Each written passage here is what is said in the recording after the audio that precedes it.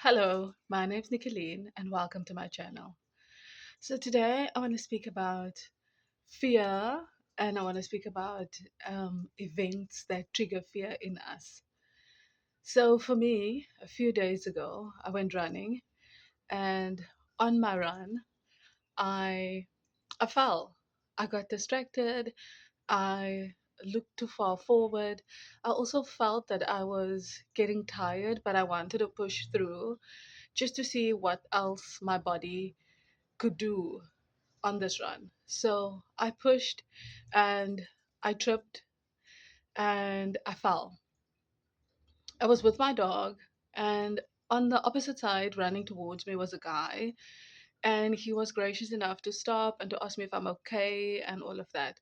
But as soon as I went down, I got back up because it's just such a thing when you fall down, you want to get up as quickly as you can. And I actually also felt a little bit embarrassed. I also didn't want to inconvenience anyone. And I have such a self sufficient nature because I'm the eldest and I'm a girl and all those other things. So I fell, I jumped up as quick as I could. I wiped my knees. I had my dog with me, and she looked so sheepish, like, oh, that I got up. And I I didn't allow myself to sit in that. So I got up, the guy asked me if he could help me. I ran home. I got home, I told my family what had happened, but also I got into the shower. It was a ongoing conversation. And one thing I always say to my daughter is that the thing that I really do not like when I tell a story that is hurtful or painful or something that scares me is when people go into, oh, shame, man. I just don't like the pity of people on me. I've had it too much in my time as a child. So I just don't like that feeling of being, I almost want to say less than in that moment. I got home, I showered, it burned a little bit, put some ointment and things on it. So the following day was then Easter Sunday. I ended up not going to church because obviously it was still a bit stiff and red and all that. Monday, I said to myself, you can't sit like this. You need to go out and run. So I ended up going on a run on Monday, and it wasn't um, what I expected. So I expected the bounce back. I expected, yeah, I'm going to do this like I always do, the excitement with my dog and all that. It ended up not being like that. Because what happened was I had this fear. I had this, what if I trip again? I didn't even wear the same shoes. I didn't even wear the anything that I wore the day that I fell. So I felt like I need to be extra careful. I almost walked most of the way. And I actually didn't want to go and run anymore. I also have an exercise bike. I can also join a gym. I can do so many other things to get away from this one thing that happened. And isn't that sometimes how life is? There's pushback on something and we stop immediately because that to us is confirmation that this is not going to work. I shouldn't have done this. Why did I try this in the first place? And for me, I started running years ago. I was much heavier than what I am now. I started running as an outlet, as a creative outlet, as not to shout at my family, but to do something for myself. So it's the one thing that I really enjoy. I don't do it on a professional level, get medals and all this stuff. I do the spa run now and then, but it's just something that I enjoy. I don't do it for accolades. I don't do it for a stage. I do it because I can feel the wind in my hair. I do it because I can feel the sun on my face. I do it because at some point I was in a state of depression and anxiety, and that's the one thing that kept me awake is the fact that I can go running.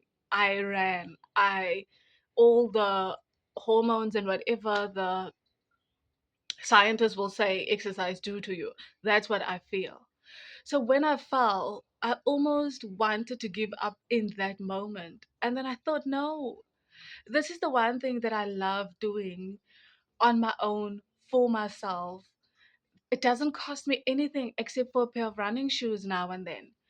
But I have to commit. I can walk as much as I want, I can run as much as I want, but I have to commit.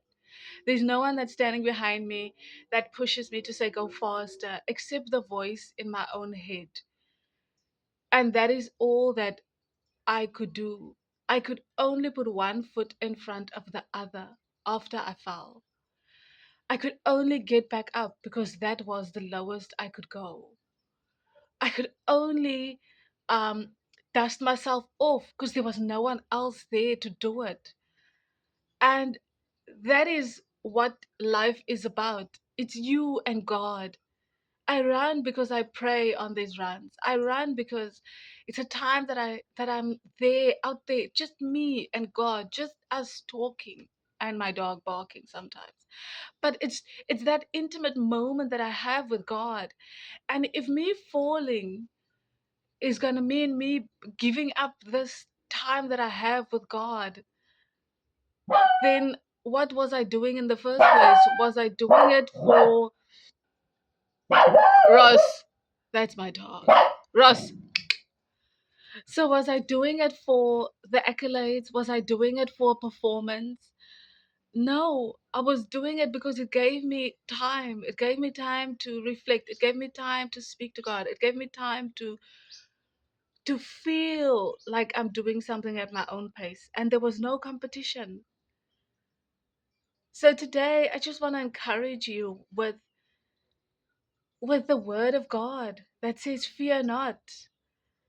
Today I want to encourage you with the word of God that says, I will be with you. God says in his word that he will be with us. He will never leave us nor forsake us. And he said even to Joshua that he has to be courageous and he shouldn't fear. And so many other times God has used those words in the Bible. Yet we tap into fear all the time. I find myself tapping into fear all the time.